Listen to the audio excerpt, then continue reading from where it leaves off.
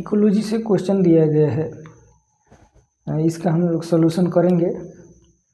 और यहाँ पे एक बात हम बता दें कि जो क्लास 12 NCERT बुक है उसमें जो लास्ट का जो 4 चैप्टर है, चैप्टर नंबर 13, 14, 15, 16, उस सभी का क्वेश्चन आंसर हम लोग करेंगे बारी बारी से, थोड़ा थोड़ा करके। तो हमारा प्रयास रहेगा कि ऑब्जेक्टिव का और सब्जेक्टिव का क्वेश्चन हम आप लोगों को देते जाएंगे, आप लोग बनाइएगा, उसको याद भी कीजिएगा, सही रहेगा।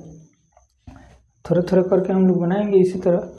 देखिए, मनुष्य के शरीर का ताप डिग्री सेल्सियस में कितना होगा? यहाँ डिग्री सेल्सियस में होगा 37 डिग्री सेल्सियस। फ़ारेनहाइट में कितना होगा? 98.6। इकोलॉजी में मुख्यतः कितने स्तर, लेवल कितने होंगे? 4। कितने लेयर? 4 होते हैं। जीवों के समूह से क्या बनता है?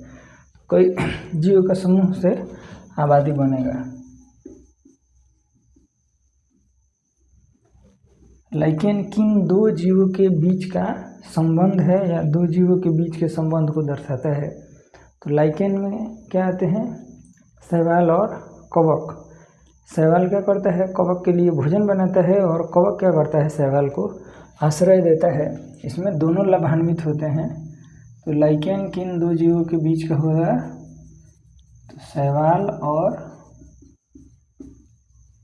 कवक।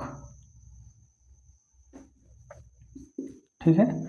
सहजीविता का मुख्य उदाहरण क्या है? सहजीविता में क्या होता है? 2 जीवों के बीच का ऐसा संबंध जिसमें दोनों एक दूसरे से लाभान्वित होते हैं। तो इसका आंसर क्या हो जाएगा? लाइकेन। पारिस्थितिक तंत्र में हरे पादप क्या होते हैं? एक पारिस्थितिक तंत्र में हरे पादप उत्पादक का काम करते हैं, बाकी जो जीव है उपभोक्ता होते हैं। तो यहाँ हम लोग क्या लिख सकते हैं? उत्पादक या प्रोड्यूसर। उत्पादक, इसका इंग्लिश क्या होगा? प्रोड्यूसर। एक आहार श्रृंखला में प्रथम पोषी स्तर, आहार श्रृंखला के हर स्तर को पोषी स्तर कहा जाता है। तो यहाँ हम लोग क्या लिखेंगे? प्रथम पोषी स्तर कौन है? तो हरे पादप होते हैं। यहाँ हम लोग लिख सकते हैं उत्पादक। 10% ऊर्जा प्रवाह का नियम किसने दिया? तो ये दिया है लिंडमैन ने 1942 में दिया था।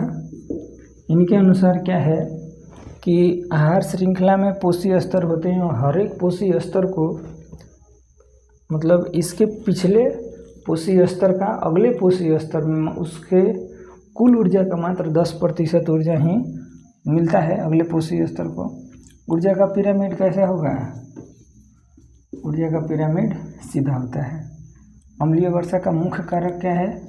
केमिस्ट्री में भी मिलता है और बायोलॉजी में भी मिलता है।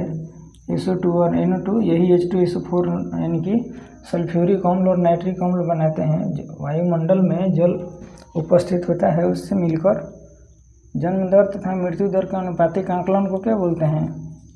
Vital index. ठीक, इसमें कोई दिक्कत है? चैप्टर पढ़ा गया है, रिवीजन बढ़िया से कीजिएगा, क्वेश्चन भी बढ़िया से बनेगा। देखिए, जब कोई जीव अपना मूल आवास को छोड़कर नए आवास पर, नए स्थान पर अपना आवास बना लेते हैं, तब उसे कहा जाता है आगमन।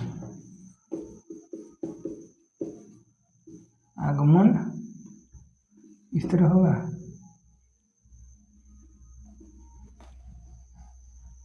इस तरह लिखिए, आगमन। वैसे पौधे जो जलीय वातावरण में उगते हैं क्या कहलाते हैं? तो यहाँ अनुकूलन में मिलता है पढ़ने के लिए, जलोद्भिद, मरुद्भिद, समुद्भिद। तो यहाँ जलीय वातावरण में है, तो यहाँ हम लोग क्या लिख सकते हैं? जलोद्भिद। इंग्लिश के इसका क्या है? हाइड्रोफाइट्स। क्या आहार श्रृंखला के विपरीत आहार जाल में ऊर्जा का प्रवाह होता है? हाँ, ठीक। होमोसेपियंस क्या है? होमोसेपियंस मनुष्य का वैज्ञानिक नाम है। उस वैज्ञानिक नाम में बताया जाता है लिखने के लिए। तो जैसे होमोसेपियंस, तो होमो क्या है? जीनस है, और सेपियंस क्या है, स्पीसीज है। तो पूछ रहे हैं होमो क्या है, जीनस है, इसका हिंदी होता है गण। ओजोन का सूत्र क्या होगा, O3। मिनीमाटा रोग किस धातु के कारण होता है, जब पानी में पारा यानी कि मरकरी ज़्यादा मात्रा में होता है या होता है तब किसके कारण होगा, पारा के कारण होगा। गिर राष्ट्रीय उद्यान किस राज्य में है, गिर राष्ट्रीय उद्यान गुजरात में है। अब यहाँ तक हम लोग शॉर्ट क्वेश्चन बनाए हम लोग। ये मतलब जैव आवर्धन से आप क्या समझते हैं, 2 मार्क्स में क्वेश्चन आ सकता है। यहाँ कार्बन चक्र क्या है, ये 5 मार्क्स का क्वेश्चन है। हो गया।